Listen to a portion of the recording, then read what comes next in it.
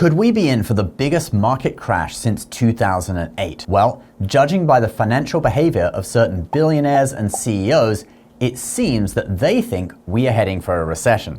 And could this recession have been planned by none other than our president, Donald Trump? In this video, I'll tell you why. Hey financial warriors, my name is Ben Hedges, aka the Credit Shifu, and on this channel, I cover all things credit and personal finance.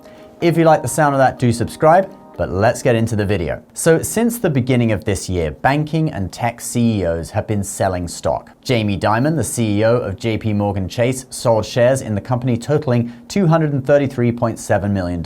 Mark Zuckerberg sold $307.2 million worth of Meta shares in February, and the stock has fallen 16% since then. Then we have Warren Buffett, the world's greatest investor, who has been a net seller of stocks for the past few years and is now sitting on a cash pile of $318 billion.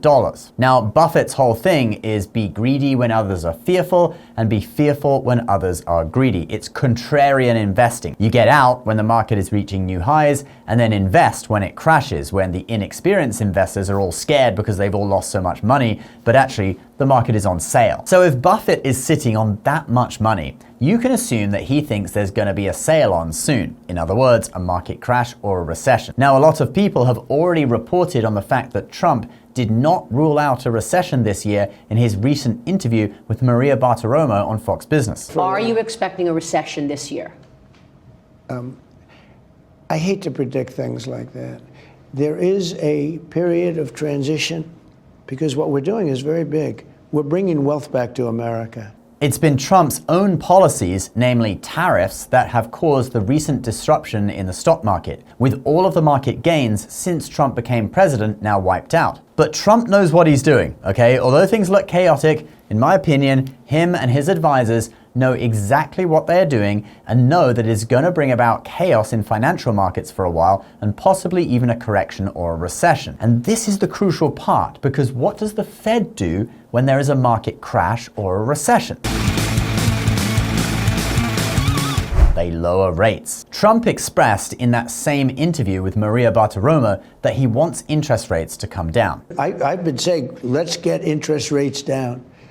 You know, nobody ever gets rich when the interest rates are high because people can't borrow money. But the Fed is supposedly independent, so Trump can't just tell them to lower rates. They have to do it in reaction to something going on in the economy. You can see from past data that every recession has followed a peak in the Fed funds rate, i.e. the Fed started lowering rates as they saw signs that a recession was starting. So could it be possible that Trump wants a recession now so that the Fed lowers rates? That may have some benefit to the people, but there would also be a lot of negative factors like job losses, the value of people's retirement portfolios going down, etc. So there would have to be a real big reason that Trump needs rates to go down. Oh, what's this? $9.1 trillion in US government debt is maturing in 2025. And since we don't have the money to pay it out to people, that means that it will have to be refinanced. If it is refinanced at current rates, the US will be paying more interest on that debt than it was paying before. In fact, you can see the trend in the average interest rate rising on US debt in this graph. It's been going up since 2022, and it's now above 3.2%, a 15-year high. If debt is refinanced at the current interest rate, that average rate that the government is paying will go up even more.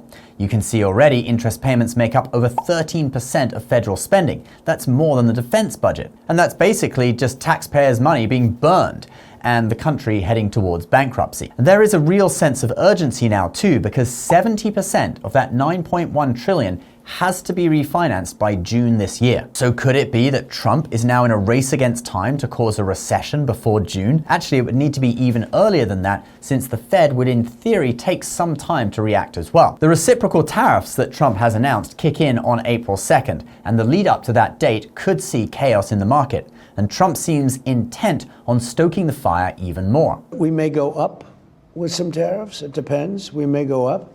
I don't think we'll go down, but we may go up. Saying we could see even more tariffs. And if you go back to thinking about CEOs selling stock and Warren Buffett sitting on over $300 billion in cash, these people are very smart. They know the situation the US is in right now and how the logical step would be to allow a recession to occur.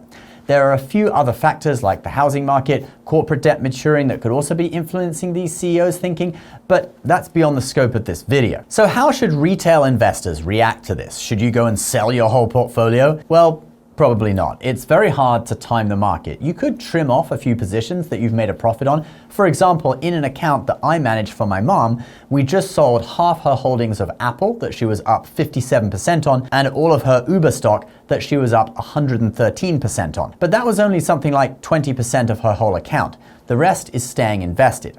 Time in the market beats timing the market in most cases. So it's pretty risky to sell off a significant part of your portfolio and wait for a recession. What if it never comes? The only reason I'm willing to sell 20% is because people like Buffett are sitting on so much cash. Something has to happen. In my own account, I haven't actually sold anything. I'm just going to build up cash in the account from my regular income to be in a position to buy things when the time comes. Then, how long will it take for the US economy to recover if it all does play out like this, a recession in spring 2025?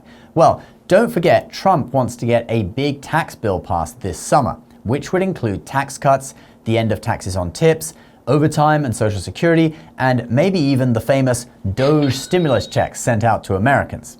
This bill could be a massive catalyst for an economic recovery. And by the end of it all, the US will probably be in a stronger position with companies moving their factories here because of the tariffs. So you could actually end up seeing a nice recovery in the second half of 2025. So don't take any of this as financial advice, but if you do want to build up some cash reserves to deploy when it all happens, it could be a good idea.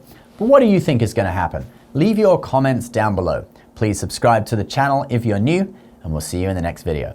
Bye-bye.